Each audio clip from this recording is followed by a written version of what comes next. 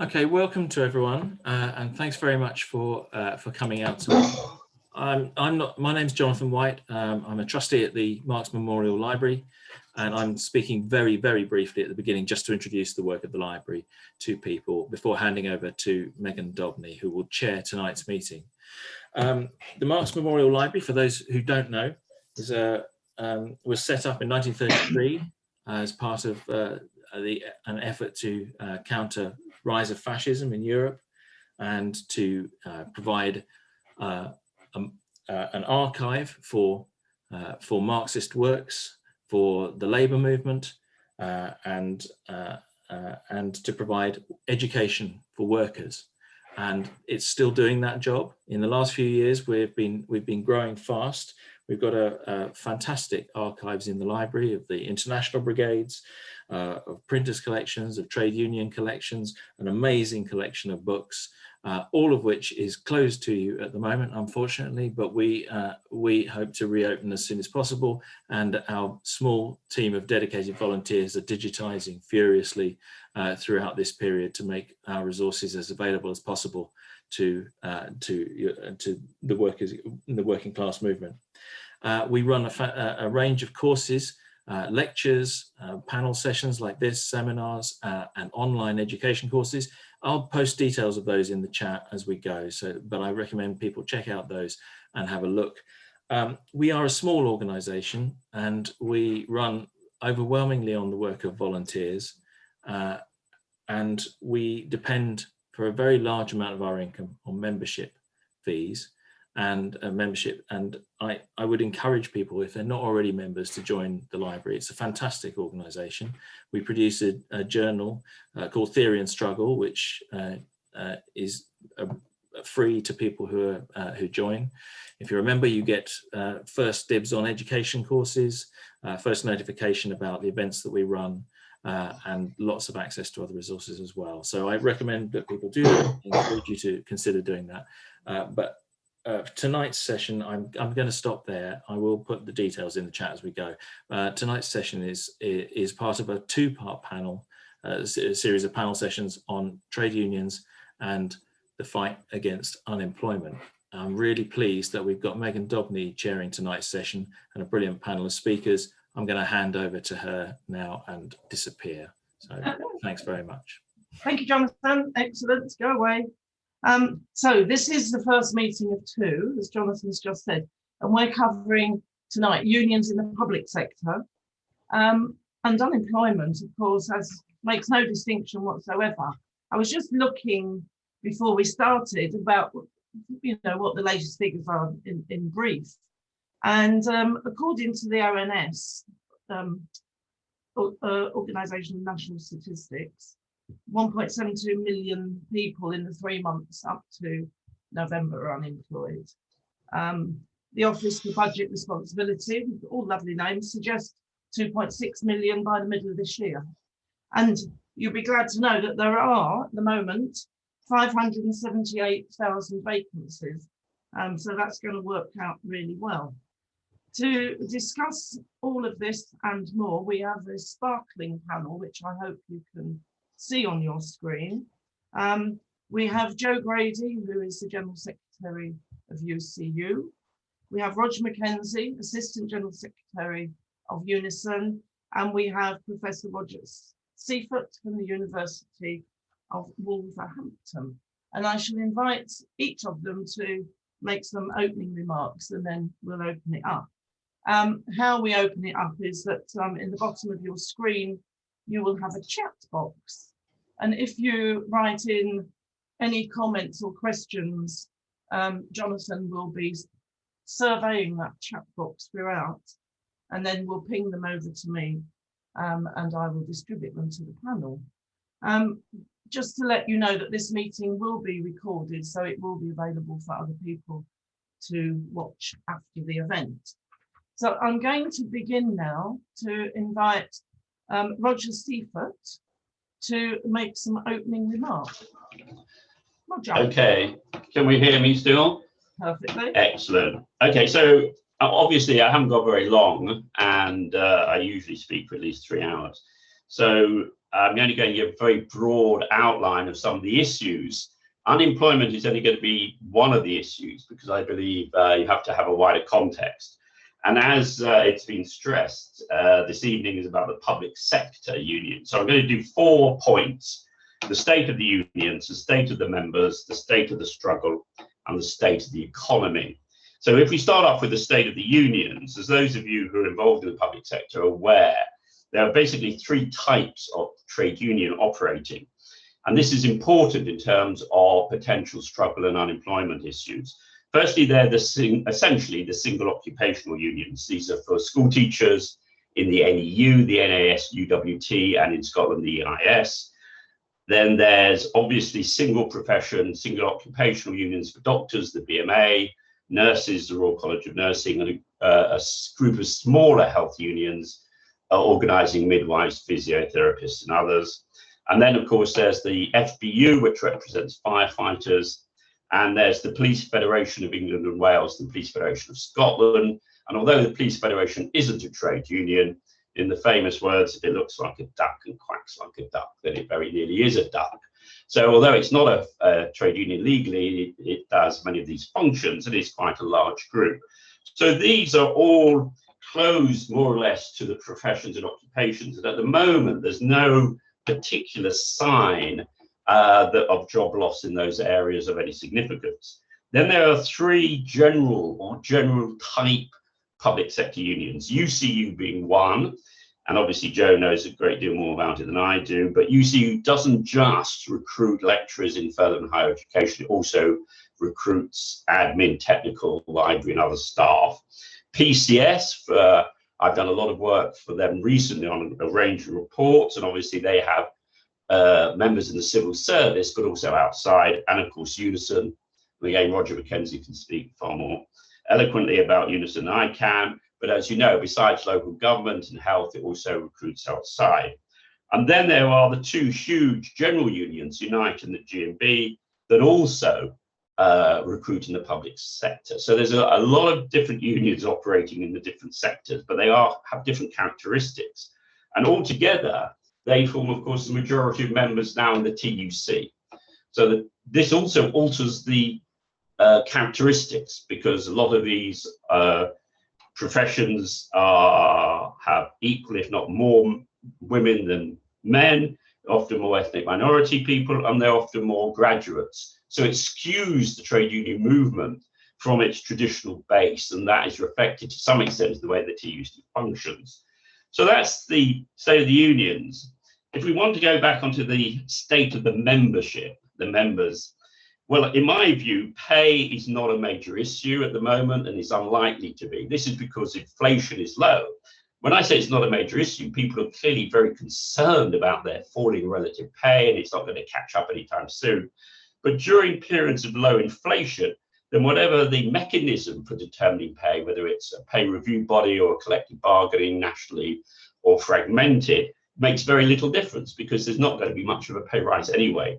And it's going to be difficult to see how any union is going to get a pay dispute going.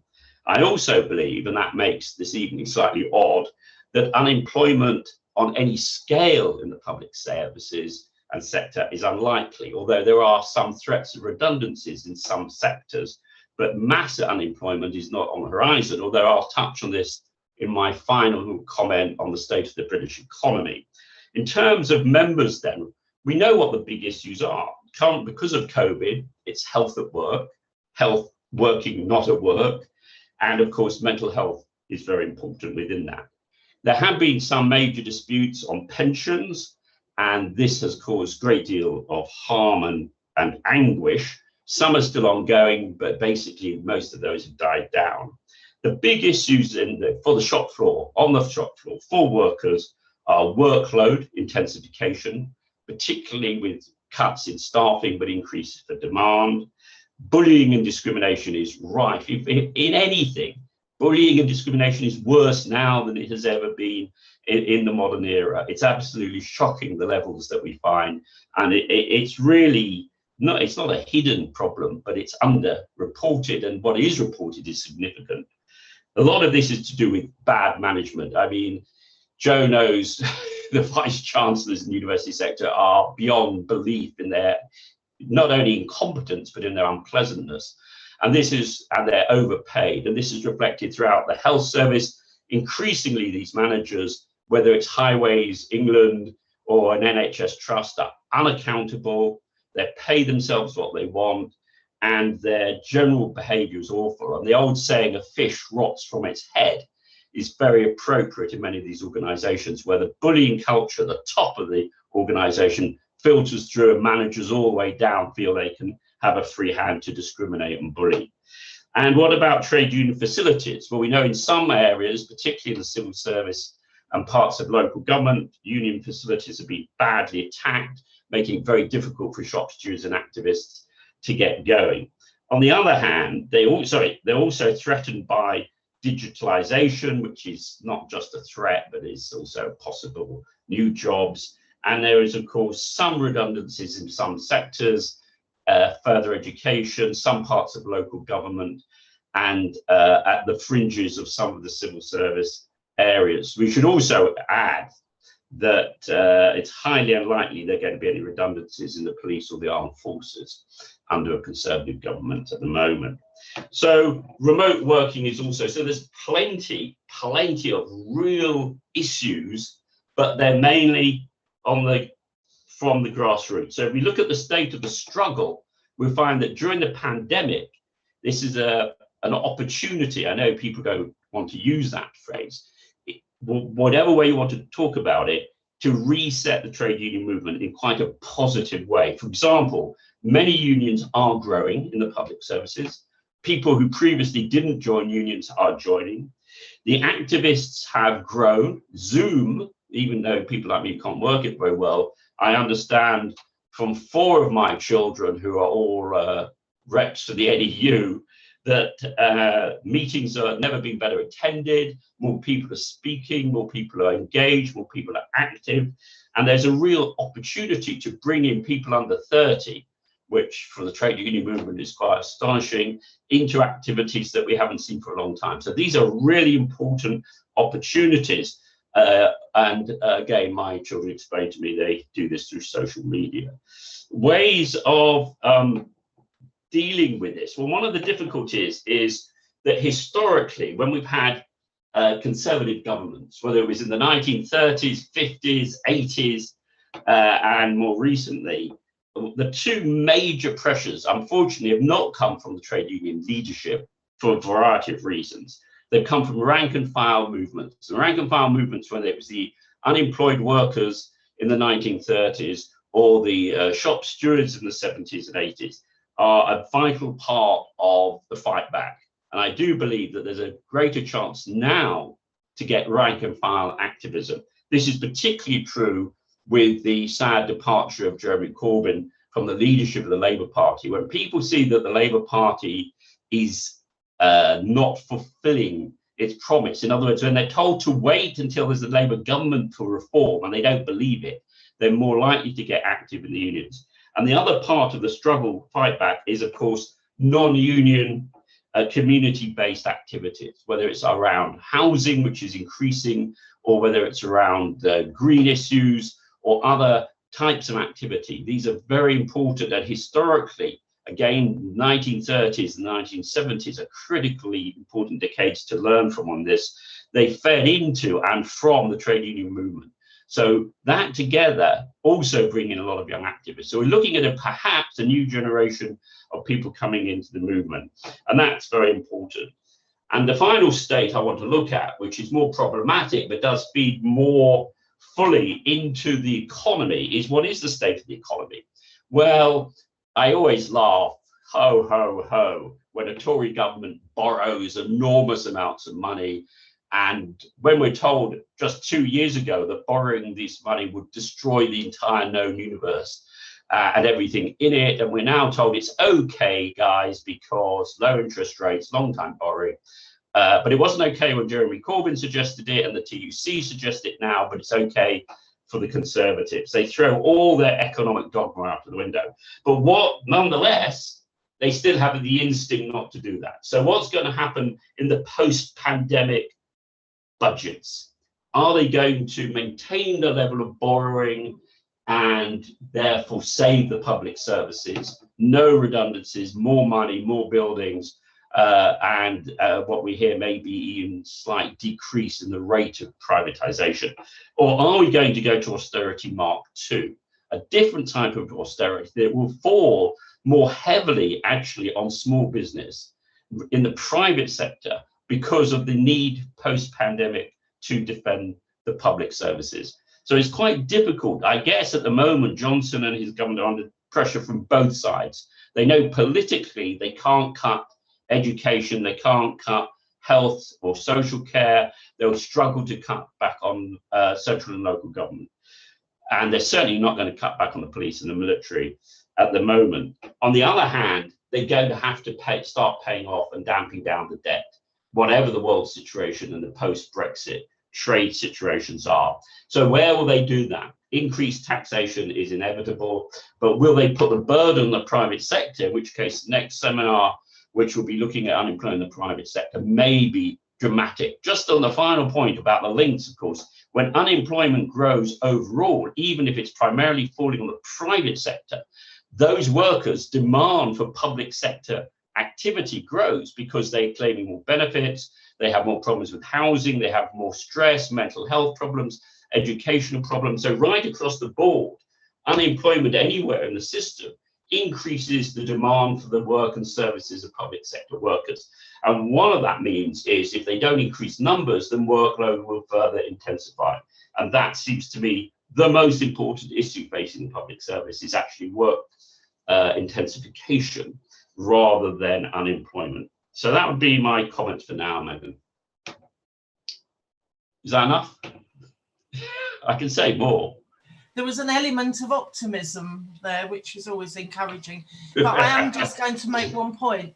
As my name is Megan, you forgot to mention UCAC, the trade union affiliated to the TUC for Welsh teachers, when you were going through your... Sorry. I couldn't mention them all. I couldn't mention them. Well, I know. Anyway, thank you so much, and this will all come back again. Joe, may I invite you to make your contribution, please? Thank you.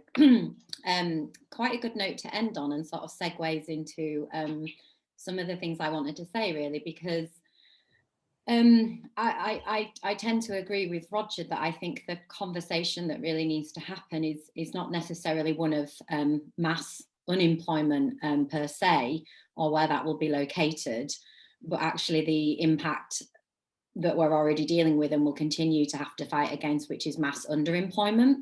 And the kind of mass expansion of precarity, how that manifests, what that means, and how we can build not just strong activist rank and file basis movements against that, but actually a rank and file kind of organising in the community against that. And I'll say a bit more about what I mean about that in a little bit. Because I think, just to sort of take it back to some Marx for a moment, capitalists and, you know, kind of transnational corporate elites have already mastered and have for decades how to extract maximum surplus value from all manner of I was going to say the labour process, but actually just making the extraction of surplus value as efficient as possible, essentially, whether that's via outsourcing, whether that's via automation, or any of the things that we know. That is as efficient as it possibly can be. So what we've seen over subsequent decades is actually the extraction of surplus value from the labour process, and how actually we use individual workers and groups of workers to generate and extract value where perhaps that wasn't possible before. And, you know, you can see within that how we can recognise and explain the consistent devaluing of wages, work intensification, equality pay gaps, and, you know, kind of justifications for them within the labour market, and why those kind of entrenched discriminations exist. All of that is the move to extract surplus value from the labour process, and not just the process of actual production. And I just think that's a really kind of important point to stress at the beginning, because it's what allows us to understand attacking pension scheme. It's what allows us to understand why we have an approach to casualised and precarious labour that has more in common with short work in the 1930s than it does with perhaps any other decade in between. It's what allows us to understand why, if we're thinking about education, highly educated people who have to train for several years can go through insecure employment contracts for longer than a decade, sometimes 2 decades. It is a deliberate choice of value extraction. And for me, that's the real important conversation, because that isn't just isolated to, say, members of UCU, whether it's in FE, HE, prisons, adult ed.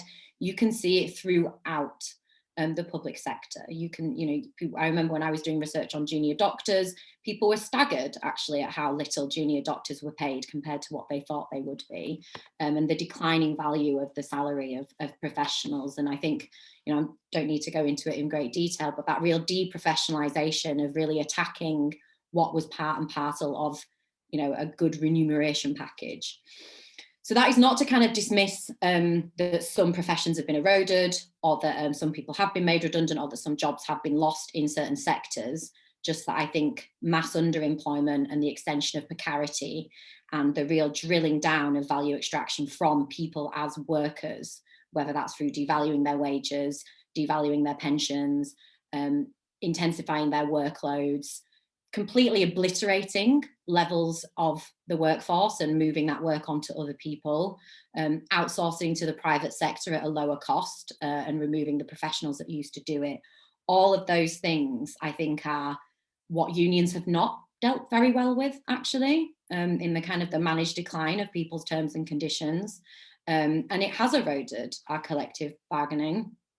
The lowering of density of membership in trade unions has lowered their ability to demand more. I mean, I think it's quite a simple numbers game, really, in that sense. If you've only got 50% density, or you've only got 50% participation, you're only going to get 50% of what you're asking for. And I think that we haven't been able to generate kind of mass participatory action for various reasons. And again, I'll come back to them in a minute. So I think for me, one of the kind of challenges really as to how we as trade unionists, but also people on the left, people based in community organising, really need to respond to this, is to learn from unions that have done a good job actually at defending broader points about the societies they want to live in. And I'm going to just mention for a moment, in case anybody knows of Karen Lewis, who tragically died recently, who was part of the Chicago Teachers Union. She passed just recently because of brain cancer. And she was the first Black president of the Chicago Teachers Union.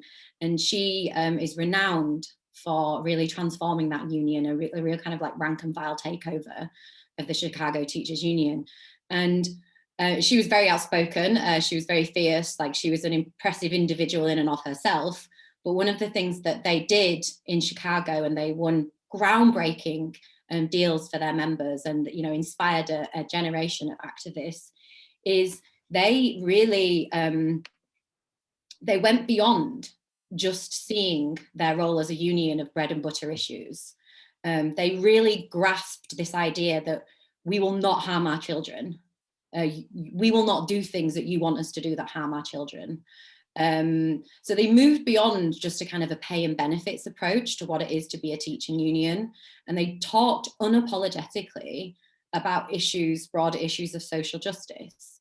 Under her tenure, the union put forth a manifesto. It was called the School Chicago's Students Deserve Better, something like that. I probably misquoted it. And it really laid bare the disparity and the difference between not just how staff have been deprofessionalized and should have professional autonomy, but what not having a fully staffed school does for children and communities. So part of the I'm not sure it would be pay claims, but part of the disputes that they entered into was, we need more nurses, we need more social workers. Part of that was having capped class sizes. So they weren't just fighting for jobs of their members, but they were really broadening out to a much wider appeal. And I think that's incredibly important. And I think if you think about some of the sectors that we represent, you know, I'm just going to use higher education as an example. You know, we put in really narrow pay claims that do tend to speak to quite specific bread and butter issues, or we have traditionally. I would like to see that change. The way in which different public sector unions have different competing demands sometimes mean that imagining and capturing those broader goals and priorities can become quite bureaucratic discussions rather than actually saying this is the direction we want to go. And unions can lead those discussions, because I'm personally of the view, you know, there are no shortcuts to political change, and we can't put our eggs in the basket of expecting any politician or political party to deliver it for us. And I certainly don't think Karen Lewis did either. So I think from my perspective, if we want to prevent continuing underemployment, if we want to prevent people's roles and jobs being removed from the institutions we love that then do harm to the students or the other people that we serve, adopting a much broader social justice model is the only thing that is going to work. And that means that any notion of a servicing union has to be completely rejected. And that's fundamentally where I am. But we know not everybody always agrees with us in our unions. And I think there's a lot of organising to be done to bring people on board with that position. But the last thing I want to end with, because it wouldn't be me anything to do with Marxism if I didn't get on my hobby horse about this, is there's a real undervaluing of anything that hasn't always been seen to be part of the formal productive economy. And the social reproduction of labour is constantly erased and removed. And we see that, I think, if we look at teaching and at care, and particularly in the UK at the minute, at the people who provide a lot of care, often migrants, often women, often Black women, you know, providing serious labour that often Marxist concepts and theories does not account for. Even David Harvey, whose work I've appreciated and read for a very long time, talks about kind of social reproduction as just free gifts of nature, as if that's, you know, just something that women do. And I think ignoring that and not fully taking control and hold of what that means really denies you what Karen Lewis was doing, you know, as the first Black president of a teaching union in Chicago, of saying we need to talk about the nurses in school and we need to talk about the counsellors. And that's how you reach out to parents. So when you do withdraw your labour, and they had 90% participation and they got everything they wanted, everybody in the community is behind you, because there's not some sort of negative narrative about teachers not doing things. And I think the campaigning that we've been doing throughout this pandemic, it's not a zero-sum game. Like, obviously we want to keep everybody safe, but it's also been crystal clear that we care about students, that we care about justice, that we care about the community. I think it's one of the reasons why UCU has gained 9,000 members in the past 12 months. And it's why we will continue to gain more. But you don't do that by shrinking yourself into a space and thinking that those things don't belong to you and hoping that somebody else, whether it's the Labour Party or some other bigger union, will do it for you. So I'll probably end there. Thanks. Thank you very much, Joe. And I think one of the things throughout this pandemic, which is not quite such a juicy Marxist point as you have been making, has been about the revaluation and the reviewing of some things that have been just assumed the low value in some areas. Okay, then finally, Roger. Thank you, Megan, and thanks to Roger and Joe for their contributions. I found both of them really fascinating. A few issues I want to raise. The first one is a kind of definitional type thing. You can't call Unison a public sector union because we're not. We're a public services union, and the distinction's really quite important given what Roger in particular was saying about the importance of looking at the private sector, because we've got something like 200,000 members who work for private sector companies who deliver public services. Frankly, they should be nowhere near public services at all. And unions should have done, in my humble opinion, maybe much better at stopping these private sector companies from making profits out of the public services. but that's what we have. Something like 200,000 members of Unison work for these companies. Now, part of that, it's even more, the picture is even more complicated by the fact that we have many of our members who don't work for either a private sector company, they don't work for a traditionally recognized public sector company, organization like a council or the NHS. Actually, many of them work for themselves. And that's and by the way, not really strictly allowed by our rules, but that is what is happening. Because what happens, particularly around social care, the one growing area in public services, public service delivery, social care, is that many people who work in social care are forced to set up their own companies so that they can get on the books of these agencies that deliver public services. Now that adds a whole new layer of precarity to the lives of those workers. And on top of that even, we have thousands and thousands of our members who don't see anybody else. They work on their own. They get their instructions about what jobs to do on their phone, and they get the instructions about where to go next on their phone. But where people who believe in collectivism, we want to build collective organization, because from that collective organization, we all know on this call, comes some strength. But the reality is, for many people, is that because they don't see anybody else, there's no immediate recognition of what that collective is for them. So we have to create that new sense of solidarity, that new sense of collectivism. And I think that is a real challenge for a movement that is still predominantly a servicing movement. It's not a trade union movement that is particularly been successful at developing an organizing culture within our movement. Now, one of the interesting things about that for me, and it's always been, frankly, it pisses me off really, it's something that I've seen for many, many years, is that we have these kind of fashionable kind of trends that we go through, where the trend becomes organizing this, organizing that, and everybody wants to do organizing, and we bust in experts, or fly in experts, I suppose is the correct thing, from the United States, who tell us that these are the organizing things that we should do next. Now, I'm not criticizing people from the United States who want to get off and do organizing, far from it. Anybody who wants to do organizing, I'm a fan of, frankly, and I'm willing to learn from, and I'm willing to help organize alongside as well. But there are plenty of examples of where the things that Joe was talking about, which I think is absolutely right. I mean, Karen Lewis is was a marvelous organizer, and she will be a massive miss.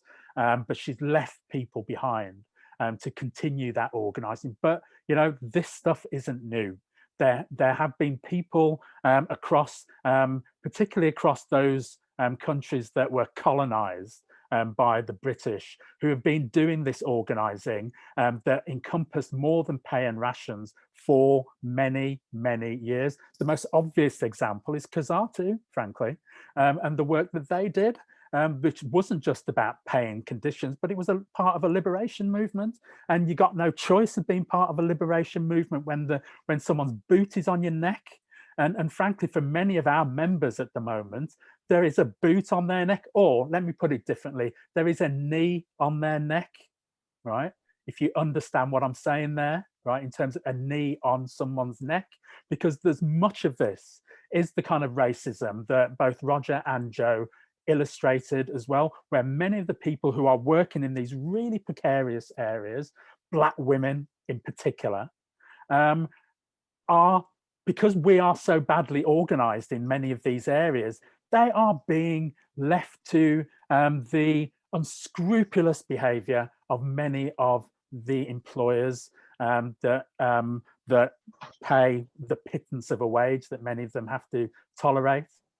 But part of that toleration that they have to put up with is also the fact that many of them have to do more than one job to survive. many of them are having to do 2, maybe 3 jobs as well. And I think that puts another complicated layer on top of the questions of what are we really talking about in terms of mass employment. Mass unemployment, because I do tend to agree with what's being said that it's a more complicated picture than that, because I think that many of our members in Unison certainly are simply struggling to survive. They're struggling to keep a roof over their heads, and they're struggling to put bread on the table, literally. And that's why they have to do 1, maybe 2, sometimes 3 jobs just to get by. And this is no small thing. So for them, it seems to me, unemployment is a very real issue. Because, and it's not that you lose 1 job and you lose all your income. You lose 1 job and you literally are struggling to find where your next meal is coming from, even though you've still got work. And I think, so that maybe talks to the points that both Joe and Roger raised about employment maybe. But I think these are really serious issues for us to deal with. I want to say something because I do agree with what Roger said about the importance of fighting discrimination at this moment in time. I think there's some real issues that we're seeing across the public services. We are seeing jobs being threatened across public service jobs that we organise. We've seen lots of threats of job losses. What we see on top of that is that many of these jobs that are going or being threatened to go are jobs that Black workers have fought long and hard to get into. I remember when I first started in local government as a housing trainee back in Walsall in the West Mids in the early 80s. Hardly a Black worker in local government, hardly a Black worker, certainly in our area, hardly any. Grew over the years, not because somebody somehow all of a sudden became benevolent towards us and thought, poor Black people, let's give them a job. It came because we fought, not just the employer, by the way, but often the trade unions, to stand up and organise and fight for Black workers who were unions quite happy to take our money, but not so happy to stand up and fight for the discrimination that we were experiencing. And that's why we had to self-organise in so many cases. And I still think that Black self-organisation for Black workers is a key part of the fight back that we have to consider. But what we are going to see is we are absolutely seeing the jobs that we fought for many years to get Black workers into public service jobs under threat in the public sector part of the public services. Now, I've already said about what happens with Black workers in the private sector part of the public service delivery. They are the most vulnerable, absolutely, because they are not only being asked, as I said earlier on, to form their own company so that they can get work within those places, but they are working for people who are instructing them to come to work during the COVID. If you don't come in and sleep in at these care homes, you can forget coming in tomorrow. You will lose your job. And by the way, you may lose your migrant status as well. We are hearing from many of our members who are refusing to take the vaccine against COVID, refusing to take the vaccine because they see no action being taken to come to terms with why so many Black people have experienced COVID more than anybody else. But they're also being threatened by their employers. If you don't take the vaccine, you will lose your job. And these are real concerns that the trade union movement has to stand up and do something about. So the question for me is, what do we do about these things? Because we can talk about it forever. For me, I'm an organiser. I think organising is the key.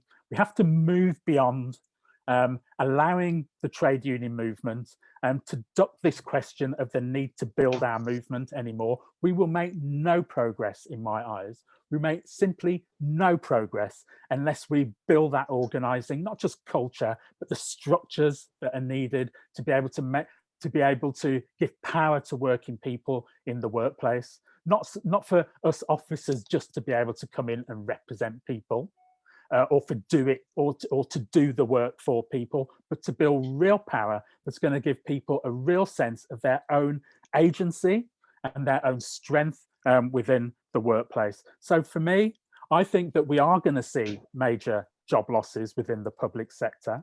I think we are going to see major job losses within the private sector that shouldn't be in the public service delivery, but is at the moment. I think we are going to see those job losses, but we're also going to see those people who are under threat because of the precariousness of their jobs, but also because of the temporary employment nature of their jobs, the self-employment nature of their jobs. It brings about a whole sense that these people, these workers are disposable at will.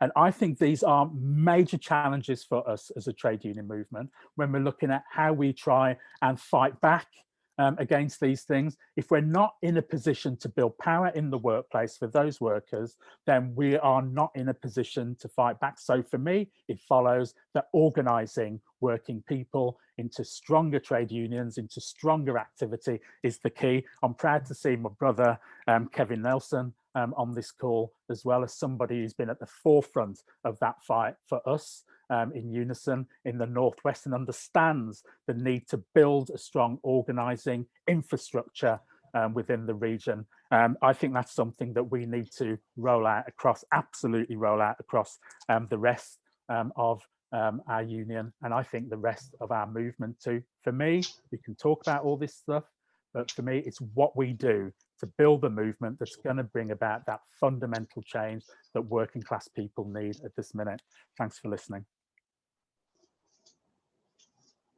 Thanks very much, Roger. I was particularly interested because it's something I'm always focusing on, is this linguistic nonsense with the public sector and the public service. And I know that the labour force survey, which provides a lot of information for anybody, including trade unionists, when they survey people, they ask them which sector they work in. And of course, you know, if you, for instance, are a refuse collector, you probably think you work in the public sector because the work you do is for a council paid for by the ratepayers. In fact, you're employed in the private sector by Veolia or somewhere. So the distortions are an enormous start. And as Roger says, it's the information we actually have in unions that we should be using. Right, I'm going to move on. I've got a first question, which I'll take an indication from the panelists who'd like to go in first, which I think to a degree builds on some of what has just been said. And it's from Steve, and he's just mentioning about the gradual move over the last decades towards individual employment rights, if I'm not mistaken, particularly thrust forward by Tony Blair, and asks what the panel sees as opportunities now that we've left the EU in moving back towards collective employment rights. I don't know who's got a fancy to comment on that. I hope somebody has. That would be a no then. Well, I mean, if I can, because I mean, for me, what I was talking about in terms of the whole, and I think we were all talking about actually in terms of the whole service model of trade unionism, is an individualistic model. I mean, it's not about trying to build collectivism, not about building strength within the workplace. What it's about, for me, is about just responding to a particular individual circumstance that a worker has got into, and can the union provide a service for them, either through a solicitor or provide them with a free will or provide them with some insurance or something, and that's the extent of it. And that you know, that might help that one individual person to deal with that one particular circumstance that they might find themselves in, but it doesn't necessarily do anything to build collective power within a workplace. And I think that's what we need to be looking at. I've got no problem, by the way, in terms of giving people support and protection and making sure their issues are dealt with in the workplace. Of course not. But we have to look at how you can maybe turn some of those individual issues into collective issues as well. And I just think that quite often you don't see an attempt to do that. And I come from a background where I think that trade unions are about collective organisation and collective power in the workplace, and I think there's a whole bunch of other people who don't necessarily agree with that. I think so. You're nodding, Joe. Did you want to add something? Put you on the spot.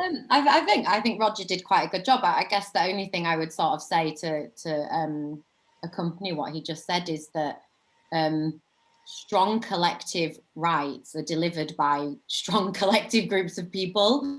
And at the minute, I think we have a lot of work to do. I want to kind of fully endorse a lot of what Roger said towards the end of his talk about organising.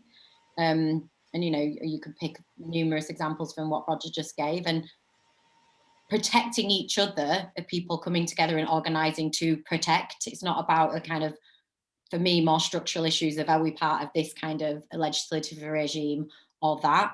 You know, we change legislative regimes that we don't like by actually campaigning for it and working together and reaching out. So more nodding in agreement, not much more to add, really. Thank you very much. There's a question that follows on to a degree from Pete Middleman, and I think he's been the victim of a bit of you know, automatic texting, because he is asking if full enjoyment is still our goal, but I'm imagining he means full employment. Full enjoyment is absolutely my goal. That's what I stand for. So that's it. Thank you all for popping by. We'll be off. His comment is around the fact he's saying the failure of Corbynism to deliver working class advantages. And he's putting that in the context of Brexit. How much of the community organising, I seem to be echoing something dreadful. How much of the community organising challenge will rest on a renewed programme of political education? Roger, you just look like you ought to be the man to deal with that. Thank you. Me, yes, Roger. Sorry. Yes. Okay, no, it's okay. Well, yeah, full employment is our goal. I mean, I'm currently been asked, and I'm currently doing the second volume of the history of the Transport General Workers Union, which deals with the 1930s up until 1945. So I've been reading a great bit about the Beveridge Report and the importance of full employment in the 1945 government. And there's no question that unemployment in all its forms, whoever's involved, is an absolute disaster for the individual, the community, the sector, and everything else. It couldn't be worse. I mean, people talk about, as Roger did, in work poverty, but out of work poverty is even more desperate and despairing. One of the key cornerstones of all labour movements and all labour parties and all communist parties is the importance of finding work for everybody. Now, we know it matters what sort of work, proper pay conditions, decent jobs, and so on. But unemployment is the worst scourge of all the working class, whatever the circumstances. So it has to be an absolute priority that it's still our goal to have full employment. And it is also the case, as we know, and as Joe raised the spectre of communism throughout Europe, I think that Marx is relevant in the notion that when you have unemployment in any sector, it puts pressure on wages and bargaining in all other sectors. So any unemployment has a bad impact on those in work as well. And it's this unity that matters. So really, I think we have to be very careful. Firstly, full employment is a major factor. Secondly, you can only get it through public sector ownership and planning. And we know that if you leave it to the market, you will get periodic periods of terrible unemployment, destructive, random, and unexpected. But the impact is always the same. So in terms of Corbyn and what he did and didn't do, I think what we have to remember is it was raising the issues to the top of the agenda. More than anything else, I mean, we don't want to personalize it with Jeremy Corbyn. What the left, when they had their moment in the limelight, were able to do was bring hugely important issues for all working class people to the top of the agenda and push the concerns of everyday chitty chatty politics down it. But the other thing that his period in office did was the question of class unity, that above all else he saw and he recognized and he reminded all of us that it is class unity beyond gender, ethnicity, disability, sexual orientation. It doesn't matter. The point is, if we have class unity, we have class struggle, and that dividing public and private sector workers against each other, dividing unions against it, divide and rule is the hallmark of the British ruling class beyond any other tactic that they've developed. And horribly, it works rather well. And it works better when there's mass unemployment. The worse the unemployment is, the easier it is to divide people, to turn people on incomers, newcomers, foreigners, aliens, the professions, the whatever you want to call it. And therefore, getting rid of unemployment does everything we can hope for in the labour movement. It has to be our top priority for everyone's health and well-being, for equality. Nothing else can really be launched if we have mass unemployment and the struggles that are involved. So of course it has to be. And I don't think we should blame Corbyn or go over the board about what he did and didn't do. The key thing is he represented class unity and class struggle in a way that has rarely been represented in the national debate in this country. Thank you. Could I say something? You can.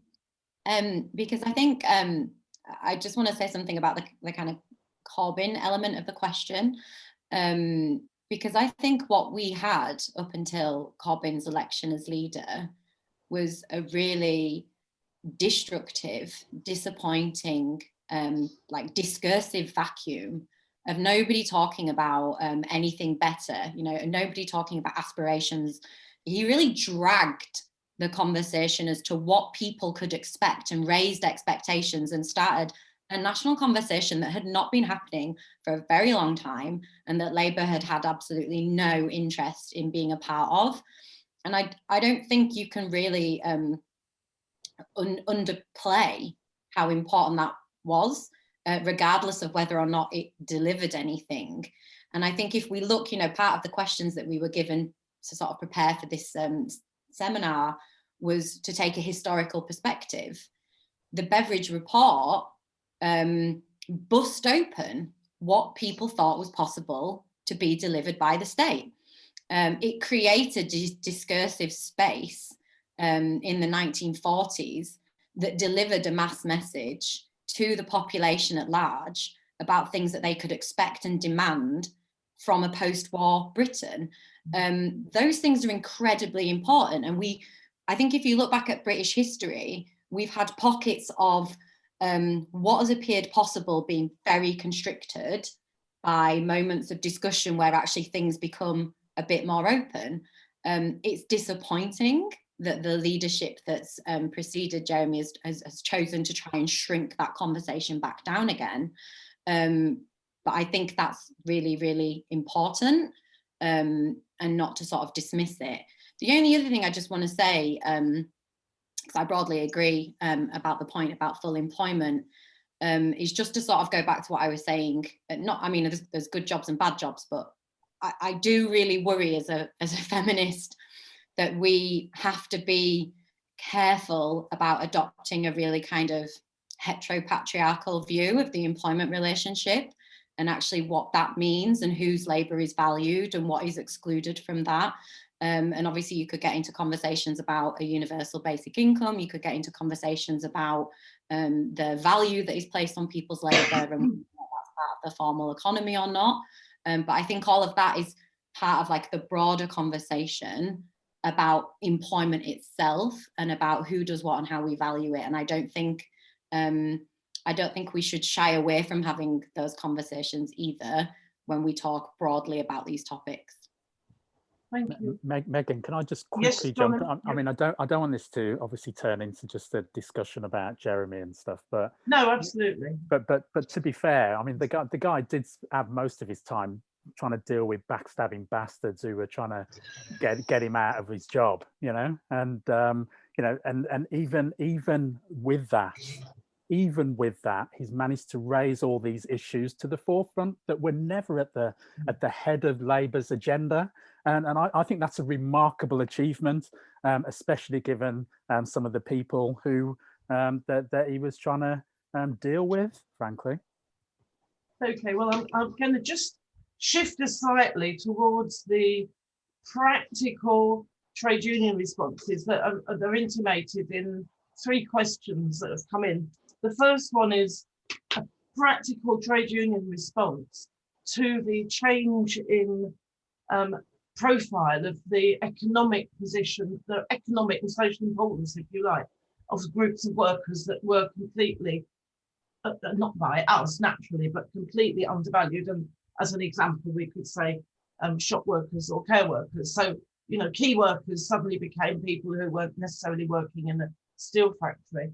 A second question about what can trade unions practically do is talking about the dispersal of people who were local government workers, but are now randomly scattered, as has been mentioned, across a wide range of different companies who are contracted. What can unions do in terms of structures to improve and increase organisation there?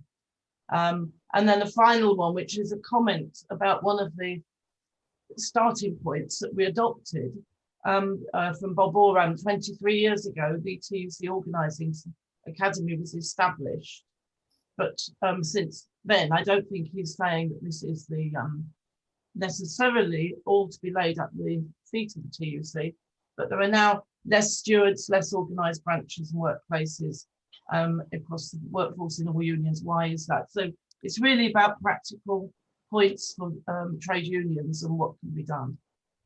Who'd like to go on that? Joe? I'll start because I'll say something about the last one. I mean, I don't personally agree with the point that was just made at the end, at least not about my union, our union, UCU. We have more organised, stronger branches now than we did at least 12 months ago.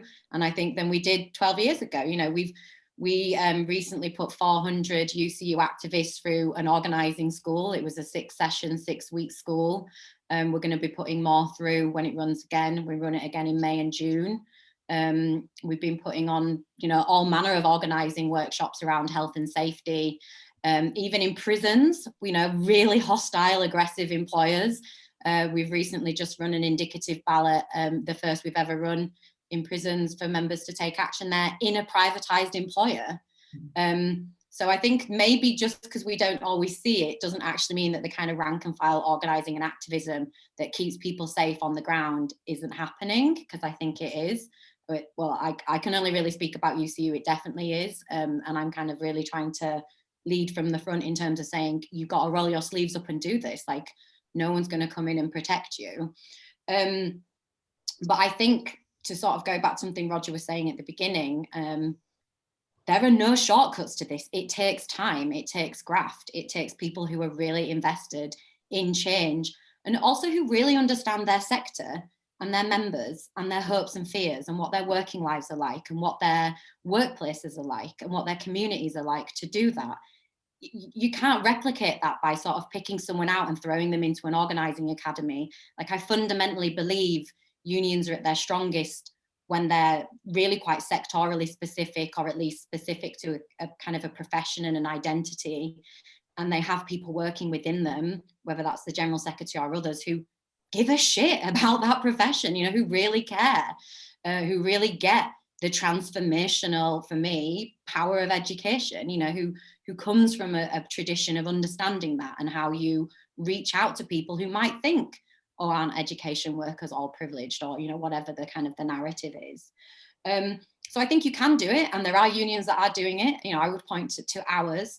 And I think to go back to what I was saying about the Chicago Teachers Union, you know, trying to organize in those bits of your sector that have been privatized and have been outsourced has to be a priority. You can't just manage the decline of people going into them and hope they get taken care of by someone else. It's our responsibility to clean up the mess that maybe people made before. And that's kind of what we do all the time if we're organising. So I kind of wanted to challenge the narrative a little bit, really. Thank you. Anyone want to pick up any of the other points? I'll just make a comment, if I may. Yeah. About guarding against one size fits all. I mean, I've been, as I said, doing quite a bit of work for PCS, and I visited the DVLA in Swansea, 6,000 people in one building, a workplace branch of about 3,000 for the PCS. And organising there getting the message across, finding activists, running a committee, putting pressure on the management is very difficult, but you do have large numbers in one place. I mean, they've suffered terribly from a COVID outbreak, quite disgracefully.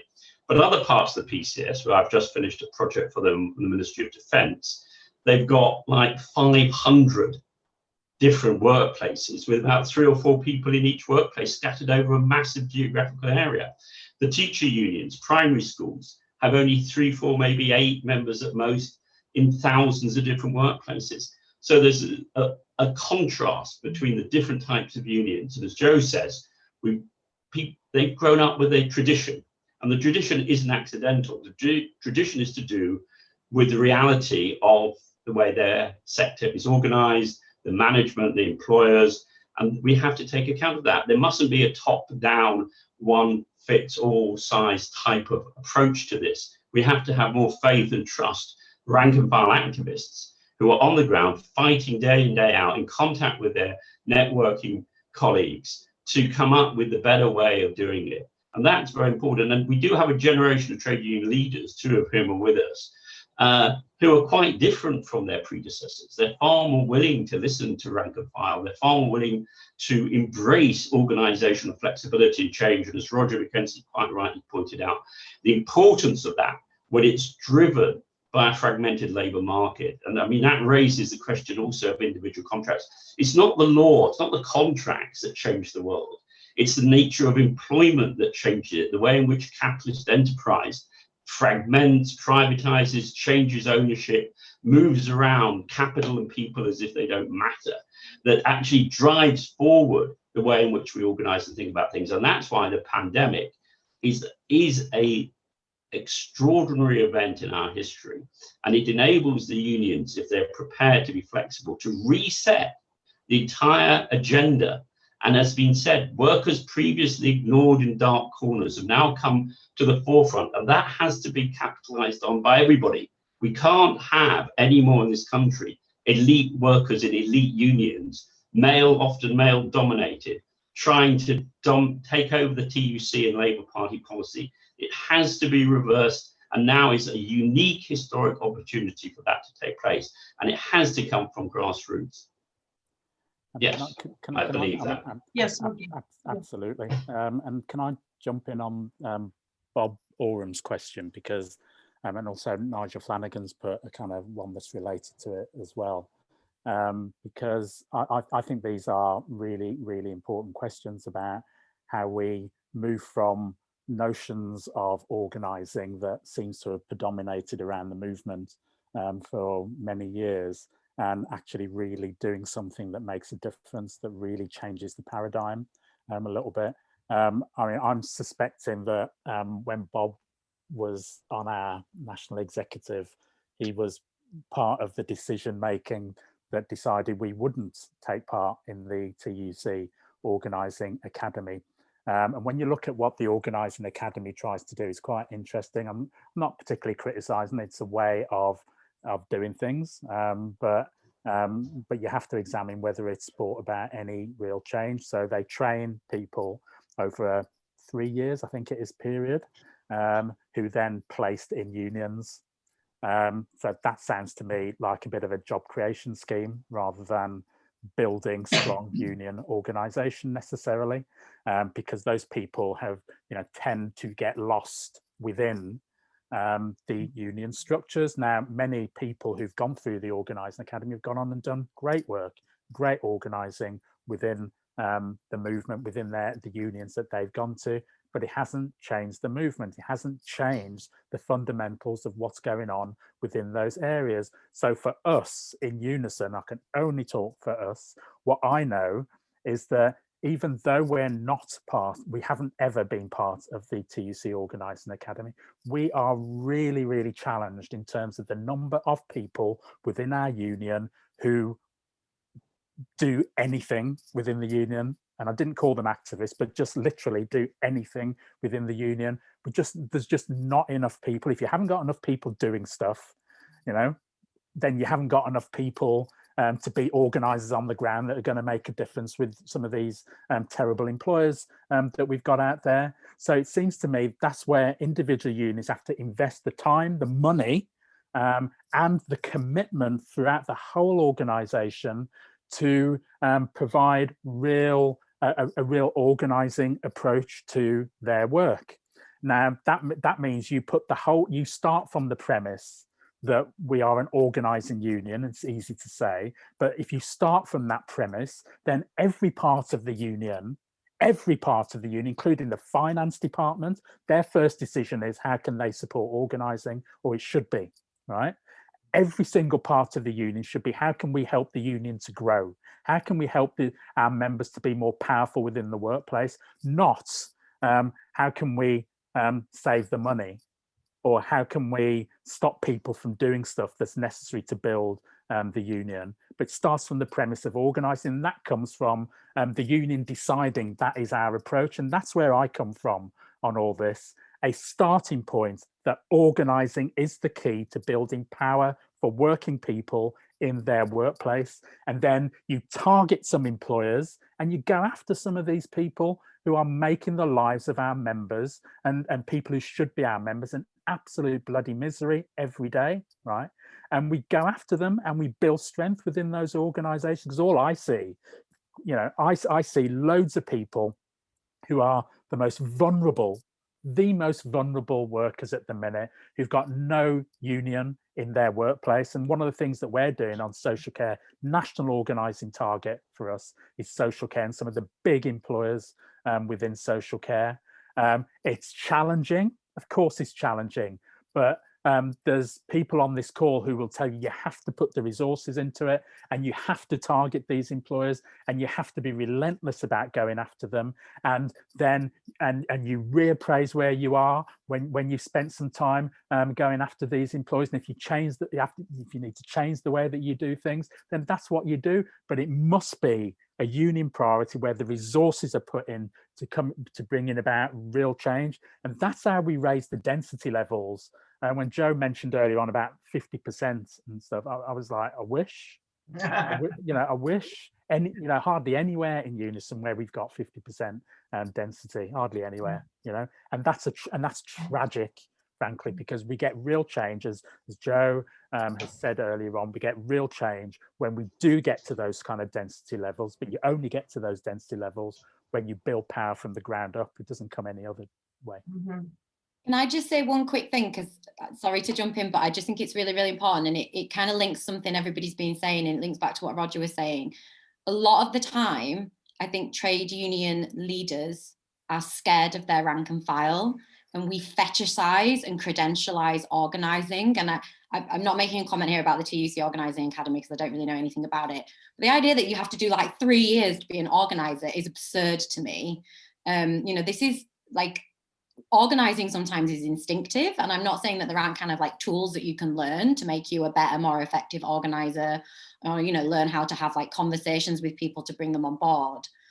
But I feel that there is sometimes a real kind of gatekeeping of credentialism around organising and around the things that build movements, because actually people are quite scared of their rank and file, and they're quite scared of activists, and they're quite scared of actually what could be unleashed if you do make people feel really empowered in their workplace. And not to sort of a really very quick anecdotal story about me is when I was in the School of Business at Leicester, that is now currently up for redundancy, they're trying to close it down because it's where all the union activists are. We had 95% density. We could do whatever the fuck we wanted because if they tried anything, we were all over. We didn't even have like a separate mailing list. We just used to email everything. Management would be in there. And like, there's no way that we would have been told by anybody that we needed to go on a course to learn how to organize, because we knew what we were doing and we understood our conditions. And I just really wanted, as like the general secretary in this chat, to make that clear that like, I don't earn anything, other people don't earn anything, our members and workers earn it, and our best job is to make them feel empowered and confident enough to do stuff and not rely on like the green light or the go ahead from me or from anyone else. I have to say as well, in my experience, and I don't disagree with much of that, but in my experience, it's not just scared of the rank and file. There's a load of people who are scared of organisers, because when you let organisers loose in a workplace to do the business that we all know organisers should be doing, then you're losing a little bit of power, actually. right? And some people are not comfortable with that. And I think we have to give some, give some kind of scope to organisers to get on and do the job and build power for working people, to boost people, empower people. And there's a whole bunch of people who are not particularly interested in that, frankly.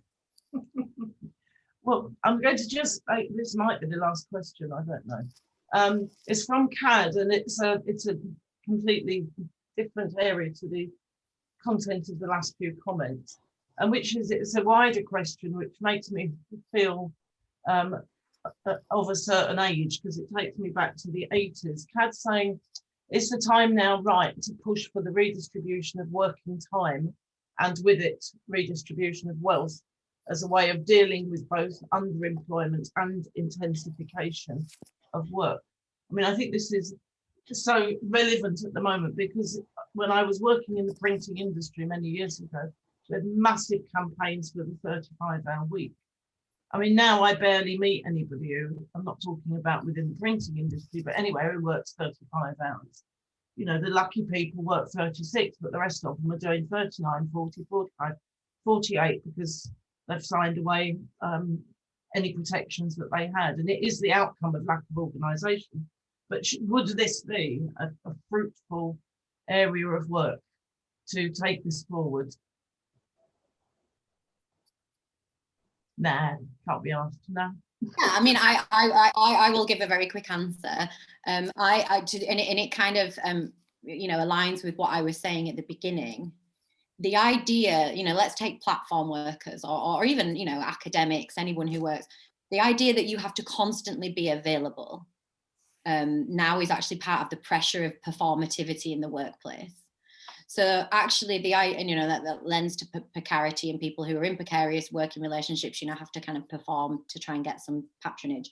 So the idea actually that you would have a structured conversation around time and what is a reasonable working week and what does that look like and how is that remunerated, I think that would be a really absolutely central thing for the union movement, a decent working week, a decent salary, and the Labour Party to get behind. And I think that lots of people, I think this is what's really annoying about, speaking from my perspective, the kind of political terrain of the left at the minute, that I think there are some serious kind of social justice, but also industrial bread and butter issues that would really resonate with people all around the country, but they are not being articulated in a coherent way. And people who could really shift the national conversation are shying away from it because they want to make sure that everything is safe and accepted without going out on a limb.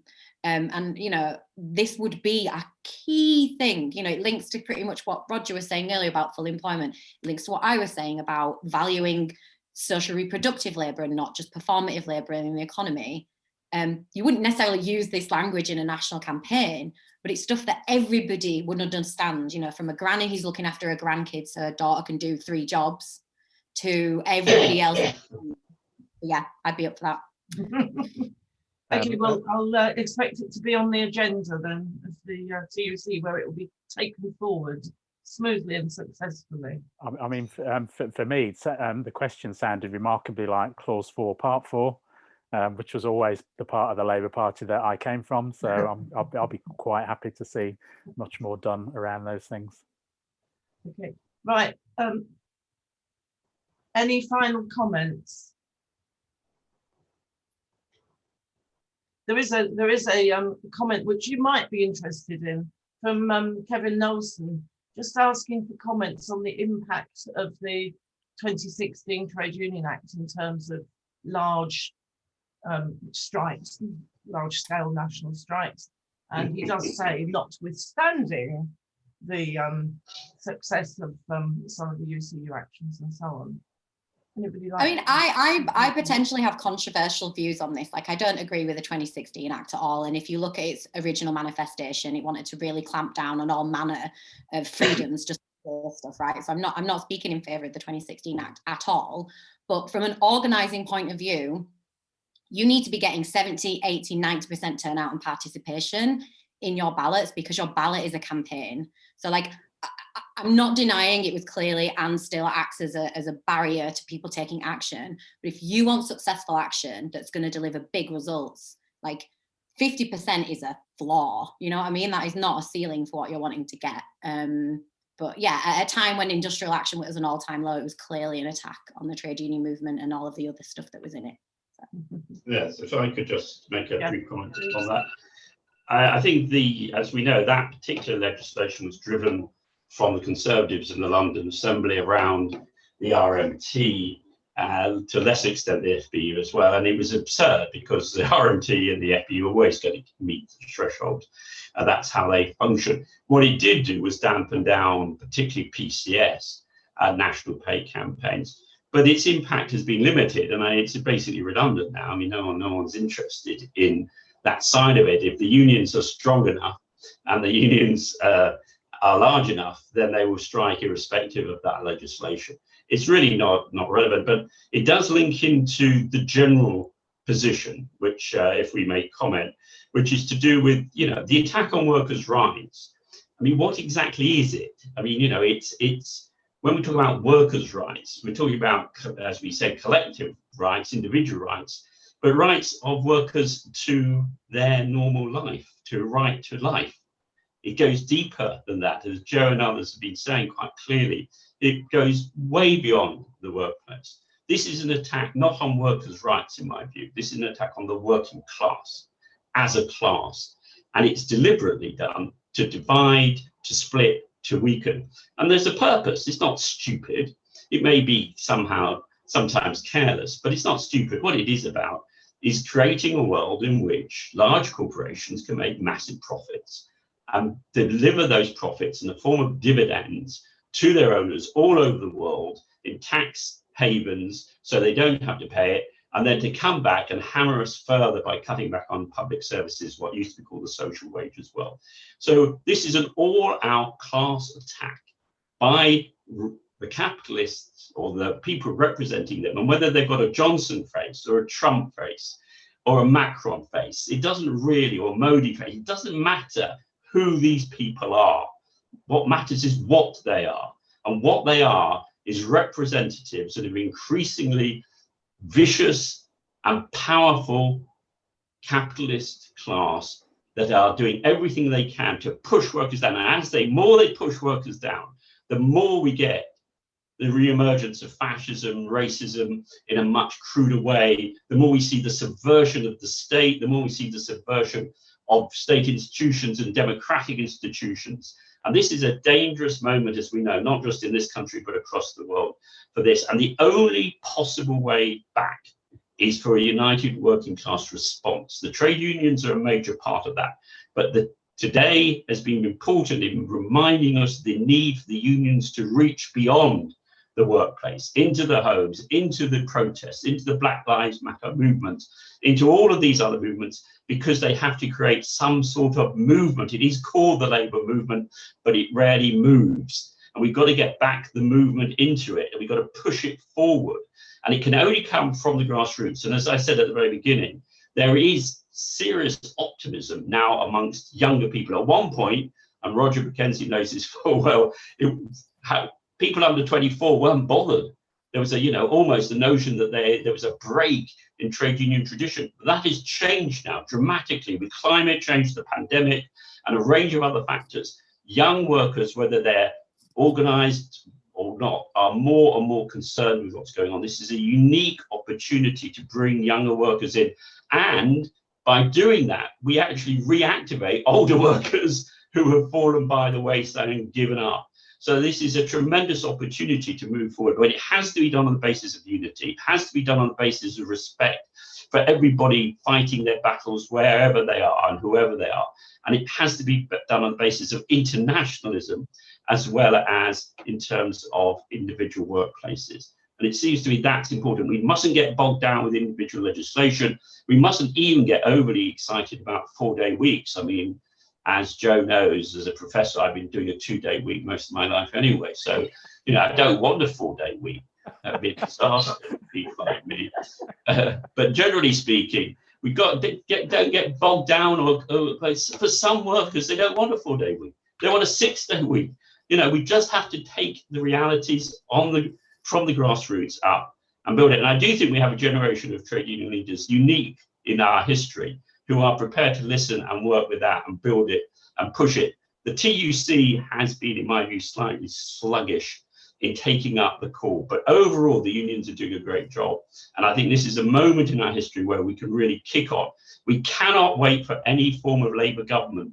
We cannot wait for them. We have to do it for ourselves. Thank you. Any final comments? You have 30 seconds each if you wish them.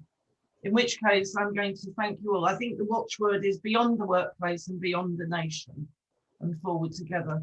Thank you to Joe Grady, Roger McKenzie, Roger Seifert, to the Marx Memorial Library for hosting.